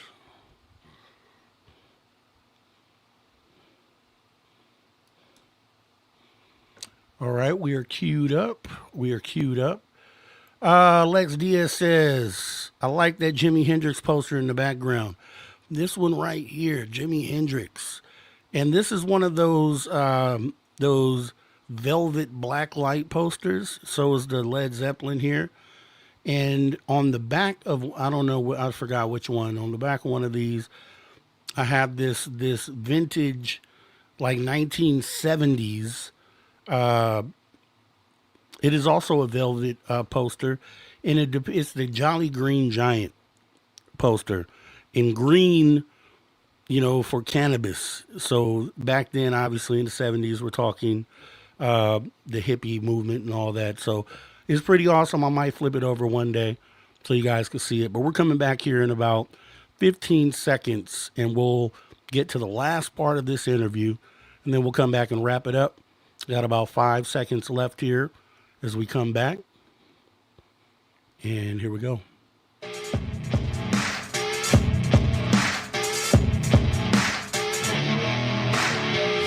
All right, everybody, welcome back to the After Hours Radio Show with me, your host, Mr. Rob G. We've been having a great time here. We're actually live, and we're actually looking at a interview that we did previously with Tony Rodrigues. It has been awesome so far, guys. Make sure you hit your likes as well, and we're going to jump right back on into this conversation. So let me go ahead and get you guys queued up, and we'll be back right after this wraps up. So here we go. And to kind of finish this up before we start jumping into the viewer questions, we were talking about before the break, the fact that we have in this world, which we're trying to eliminate racism. So we end up getting, as a byproduct of that, a lot more interracial couples around the world. And one of my theories on that is that, I think it will definitely, probably over a long period of time, it will move away from certain regions having a specific race to it. And maybe we see a world where everything is intermingled and intermixed as humanity goes. And maybe that's what we have to get to in order to kind of get out there in space. There's one point I did make as well, is that, when you see these aliens that visit here as a species, a gray alien could be from wherever they come from, could be a mixture of all the races that were on the planet it lived on, right? And then now it becomes the gray alien, that's like the supreme being of whatever it is that they live there. So, and maybe we're on that same path, and actually we probably are, because after about 10,000 years, 100,000 years for sure, we'll probably end up at a place like that. So If you wanted to go ahead and comment on that, Tony. Yeah. So the idea, the Darwinism is that we all end up as one race at the end of it. The evolution will take, basically everybody will be the same exact ethnicity over time eventually. And we talked, now that I think about it, rewind before the last break, we talked about some really polarizing stuff. And I didn't mean to do it in a way that, if anything, it was incomplete. But these are conversations, like you said, it's worth having, moving the needle. We're just talking here. Exactly. The other thing is, like I talked about last week with the ETs, we are close to a disclosure. And a lot of people go, okay, big deal. When I'm going to see aliens on TV. No, we're going to get ETs that are living here. They're going to move in and set up camp. Like, we're going to get trade. We're going to get visitors, and we're going to get ETs among us. Tall ones, short ones, reptilian, human ones, human weird looking ones that are different species that, where the eyes are different. Cat-like people that look fish-like, people that look like rats, people that look like hybrids of different animals. They're all shapes and sizes out there.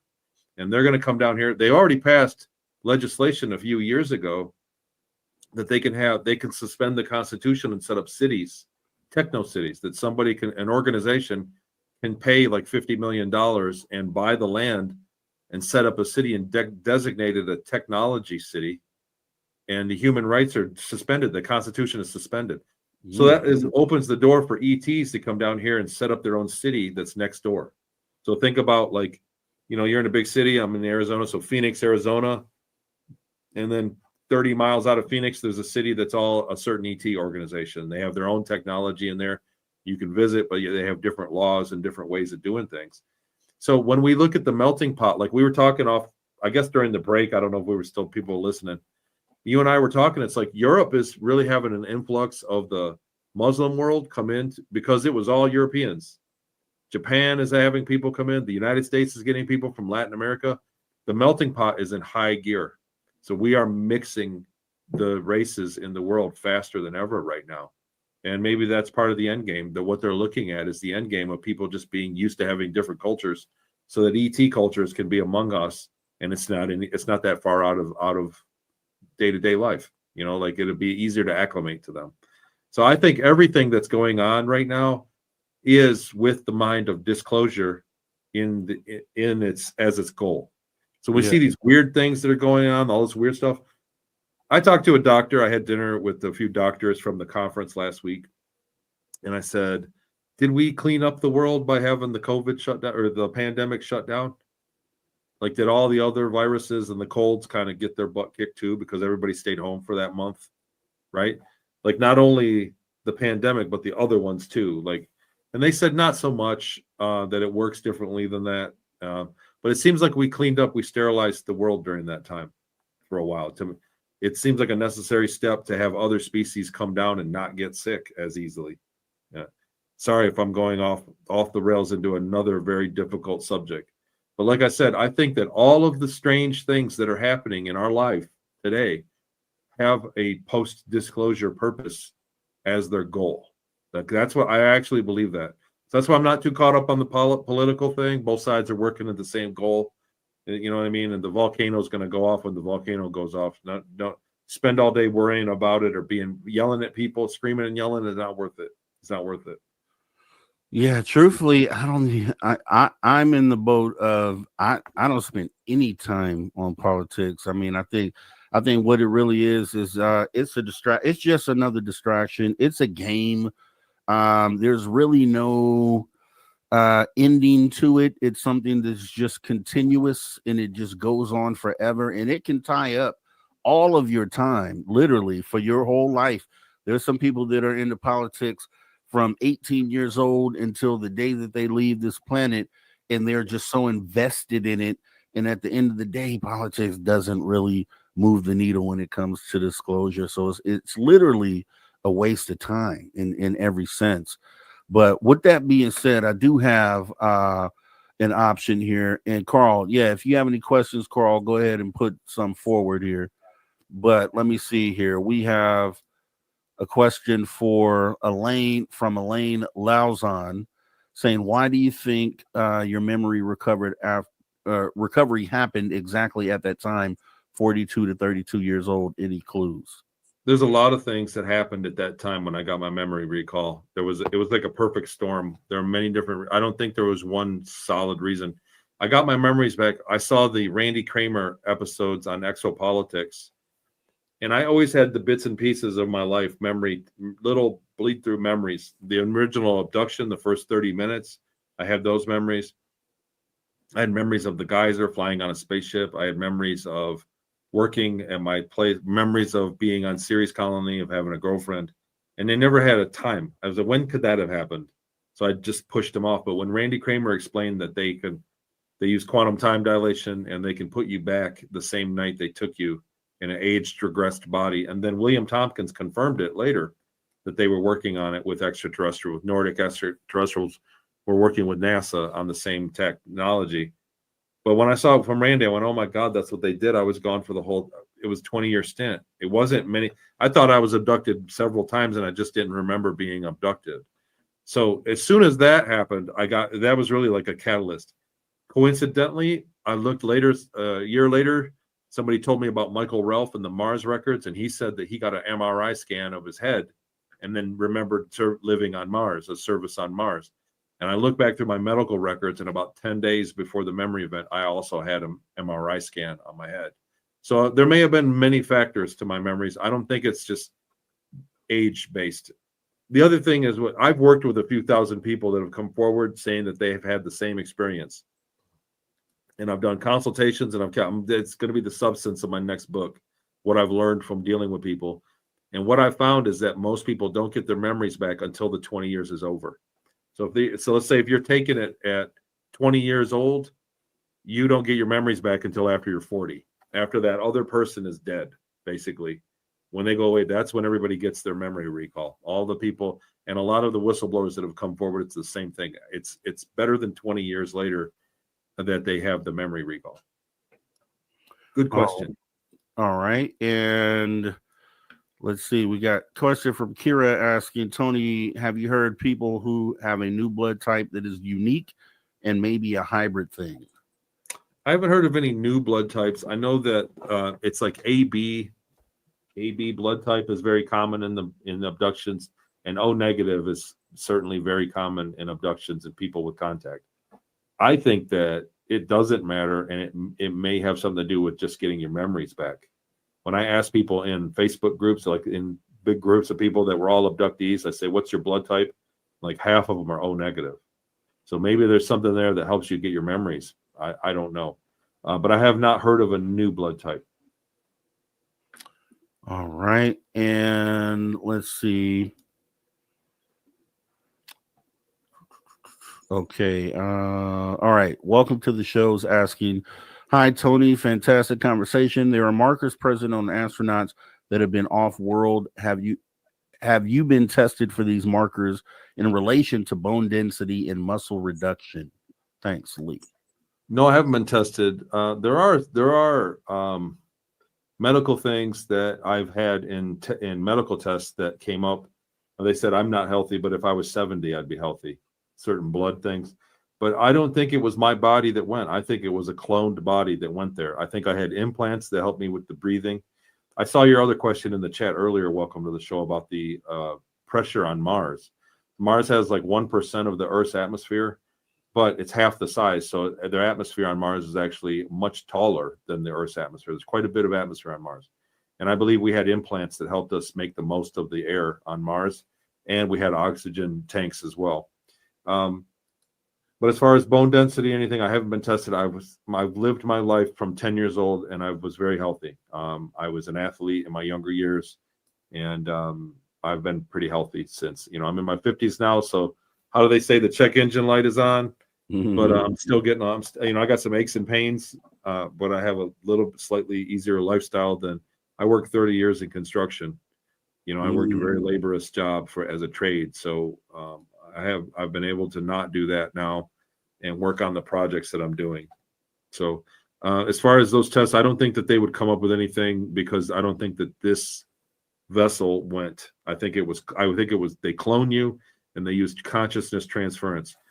The reason I say that is because when I woke up, I had no memory of where I came from. And then I lived the 20 years. And when they put me back, like they put me back in the original body, I had no memory of the 20 years, but I had all my memories back from prior to the abduction. So I think that your consciousness is something that can move from body to body. All right. And Carl Another Bender's, good question. Carl Bender's asking, when you were in the SSF, did you ever hear of a craft called the Citadel 777? So no, I don't remember the SSF. For one, I was in the Ceres Colony Corporation and the Mars Colony Corporation. We really didn't call it the Secret Space Program or the Secret Space Force. And the craft, the Citadel 777, doesn't ring a bell to me. The craft that I served on had German names. All right. And Elaine Lazone, what would you suggest to do with the person you encounter and find out that person is right now doing a 20 years back and forth program? So like I said, I'm not lying when I say over 2,000 people contact me over the last 8 years. They saw my interview and they went, "Oh God, it's happening to me. I think I've had it happen to me." Some of them, I can't make heads or tails of it, really. They tell me what they remember and I can't help them. A lot of them I can. We sit and look at when things happened in their life and look for patterns. And in a lot of people, things start to shake out because they take people like clockwork.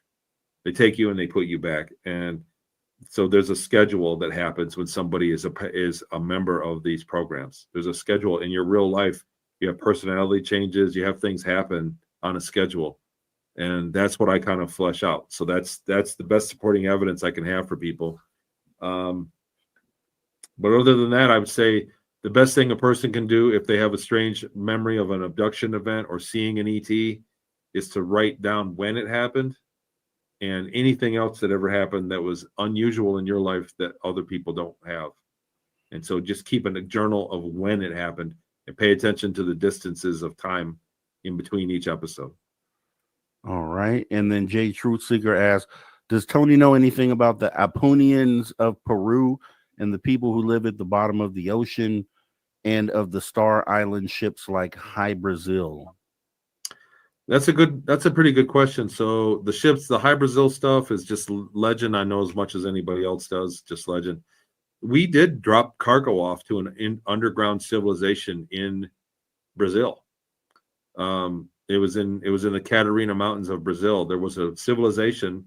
They were light blue skinned people. They looked like people, looked exactly like Americans, but they had light blue skin and they were taller. And they were xenophobic. They didn't want us around them. And we would take cargo to them, and it was inside a mountain in the Catarina Mountains in Brazil. So that's there. So there is a ancient civilization that lives under there, as far as I remember. So, but all the other ones that you named, I don't ring a bell. All right. Kim Jellin asks, roughly how many kids in the program over the years? Millions. It's in the millions. I did the math one time when I think about 4 ETs working and taking 2 guys a night, and then a base the size of a shopping mall with maybe 10 layers. It's a few 100,000 kids a year. And so over 10 years is millions, a few million people. And there could be several of these bases. It could be dozens of these bases. It could be 10 million people a year going. And so over 10 years, 100 million people. It's a significant dent in the populace. And so there's enough people that don't go that are there to debunk and go, "Oh, you're crazy. There's nothing like that happened." Right. So it's and then when you look at the economy side of it, of that kind of a labor force they could draw on to do projects up there and elsewhere throughout the galaxy, it makes a lot of sense. So they may have been taking millions of us all along. All right. And I have, let's see. Okay, welcome to the show. Asks, is it possible the 20 and back phenomena is a mental constructed illness, a cult-like induced narrative? So the term is an egregore, and so I've considered that. So my prevailing criticism that I get from people that really never read my book or don't know any of my evidence or my story, they just say it's an egregore or they're screen memories. So there are a lot of people out there rallying around the fact that they took me, so aliens abducted me, or somebody abducted me, and through some process gave me 20 years of memories that were accurate of all places around the world, of drug smuggling, of aliens, and living in space, knowing that Ceres had salt deposits on it, and then put me back to be a woodworker for 30 years. They put me back in my body so that I could be become not a smart kid, but a substance abuse person through my 20s and be a wood floor refinisher. So they did all that to put screen memories in somebody that really had no effect in society whatsoever. So that doesn't make sense to me. Why would they do that? It's easier to say it's real. And with the overlap of dozens of other credible witnesses that have been researched by guys with PhDs that are now starting to call up UFOs to do public appearances, it doesn't make sense that that's the case. But I do consider that. So welcome to the show. That's a good question. Believe me, if I didn't prove it to myself, I would never be in front of a camera trying to talk to strangers about this stuff. It's embarrassing. My kids have been ridiculed in school. My wife couldn't get her head around it. We had to separate. I've had, like I said, death threats. I have people that hate me. I get my phone hacked every month. I catch people hacking my phone. My computer is down right now. I saw UFOs. My girlfriend, her computer's down. She got kicked off her stuff, and then my computer's down, and it's brand new. And so my phone gets hacked constantly. I constantly. This lifestyle has come with a lot of cost. Saying this publicly has a huge cost. It's not like I'm not doing this for attention. And if it was a screen memory or some mental illness, the other thing is you would expect other mental illnesses to prevail. And I'm a pretty sane guy, other than being a little forgetful when I don't sleep. Definitely. Now, Angels Are Live. Nikki, she wants to know to ask you about control rooms and orders. I don't know, like which control room. There's many possible control rooms up there. Like I sat in on the mission briefings on my ship. There was stuff like that. I'm not sure. And Angels, I don't really have the context of that question. Okay. And let me see. I have Elaine Lazone again. Actually, no, I don't. I have let's see. Deb from Sacramento. Tony, have you heard anything about Elon Musk in any capacity? Heard? No. But I suspect. So Elon Musk, in a lot of his interviews, he gets asked a question and he sits there like this and goes, and then answers this brilliant answer. And then they ask him and he sits there and takes a pause. I think he's already got a Neuralink and the Starlink system. So what bothers me is that the Ceres Colony Corporation reported to the high command was in Antarctica. So the German high command of the Secret Space Program was underneath the ice in Antarctica. The first place that Elon Musk put Starlink internet service was not over Los Angeles, where there'd be the most people paying, or New York City, where there'd be the most market, where you're going to put internet globally, but you'd first put it somewhere profitable if you had to choose. The first place he put service was Antarctica. The very first Starlink satellites were in Antarctica. And then it seems like he's got a Neuralink. And I mean, how many people can start a car business and have investors stick with them, let alone an electric one? And then rocket ships, and he just knocked down the cost of rocketry by 60,000 times. So 1 pound is $60,000 cheaper than it was. So anybody just whip that out without, you know what I'm saying, without the government stepping in and saying, we're going to take this. Believe me, go make some free energy devices and watch what happens. The government will come and check it in and it'll be gone. And then he just revolutionized privatized space flight, and the government's just sitting by saying, okay, great job. Here, take these $1 billion. It doesn't make sense to me. And so I think that he's another one part of the agenda, that the goal of Musk and his companies are a post-disclosure society. That's the goal, why he's there. And he's shaking it up. So, and I thought about that recently, and I thought about the fact that, okay, with this Starlink is very useful for a lot of those areas of the world that don't get service currently, which are usually the places where things are being tested at, and people are going out to try to uncover different things. So if they were to use the internet out in those areas, they would obviously be using Starlink, which obviously is being monitored by Elon Musk, which who knows where that information goes or where that data ends up. So that's a whole thing by itself. But we have about 30 seconds here. I want to make sure, because as soon as we go to break, I have to let you go immediately. So tell every.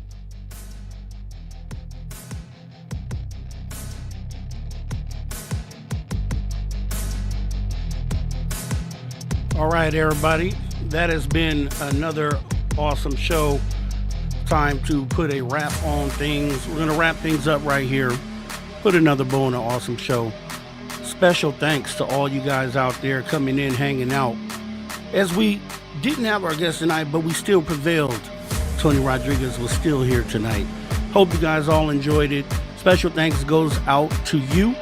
Yes, you. Thank you for taking your time and tuning your frequency to Social Talk Radio, where we do what we do best. What's that, you ask? We continue to push for the truth and transparency on behalf of humanity and keep having conversations that move the needle. It has been a pleasure serving you once again as your host. I am Mr. Rob G. This is the After Hours Radio Show. And to my social family, this isn't a goodbye nor farewell, but you can best believe we'll be right back here doing the same thing, same time, same place. See you all next time. Much love and take care.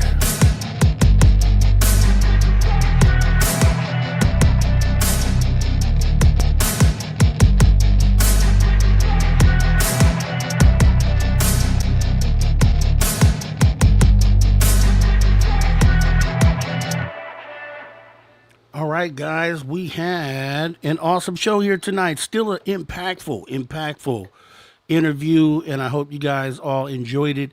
See, that's how you make lemonade from lemons. You take your lemons and then you squeeze them until you can't anymore. You add some sugar and you get lemonade, and that's what we got here tonight. And I definitely want to thank everybody for coming in and hanging out. We still went live during the breaks. If you missed any of this conversation, definitely want to go back. I definitely want to thank Anonymous Rex for coming on in, showing love and support for the show here tonight. Keeping it lit is what we do. We have the Reverend Michael J.S. Carter coming in next week. And yeah, he'll be live. There's no way he'll be a no-show. He'll definitely be live. So definitely be here for that. It should be another awesome conversation with him, especially in the time that we're in, right? Be great to speak to a reverend in the moment that we're in, getting closer and closer. Hopefully we see disclosure at some point soon, but we're going to continue having these conversations that move the needle. Also, I will be going, doing some training for some work that I have to do during the month of August. So all the guests that I had for August, I rescheduled them for the month of September, and I'm going to be airing shows. I'll do some pre-recorded shows, new. They won't be old shows. They'll be new shows, pre-recorded, that I'll air each Saturday while I'm out on training. And I'll pop in for lives when I can, but I won't even be in the state of California. I'll be outside of California. So I'll be chiming in live as I can during that period. But I will have shows scheduled with the live chat for Saturdays starting August 1st. So August 1st, 8th, 15th, 22nd. I'll have shows scheduled for those dates, all brand new shows with the live chat. So make sure you're here for that. Show love and support as I get through that period where I have to go out of state, but I will be back and we'll be doing live shows. And make sure you're here next week live with the Reverend Michael J.S. Carter. We will be having another great conversation. Roger Murray saying good night, Rob G. Good night right back to you. Aussie Ange, appreciate you coming in. Good night to you as well. Thanks for coming in, guys. We're going to get out of here the same way we came in here because we still want retribution at the end of the day. We're going to get it. we're going to get it by any means. So have a great rest of your night. Have a great weekend. I will see you here next week live. Much love. Take care.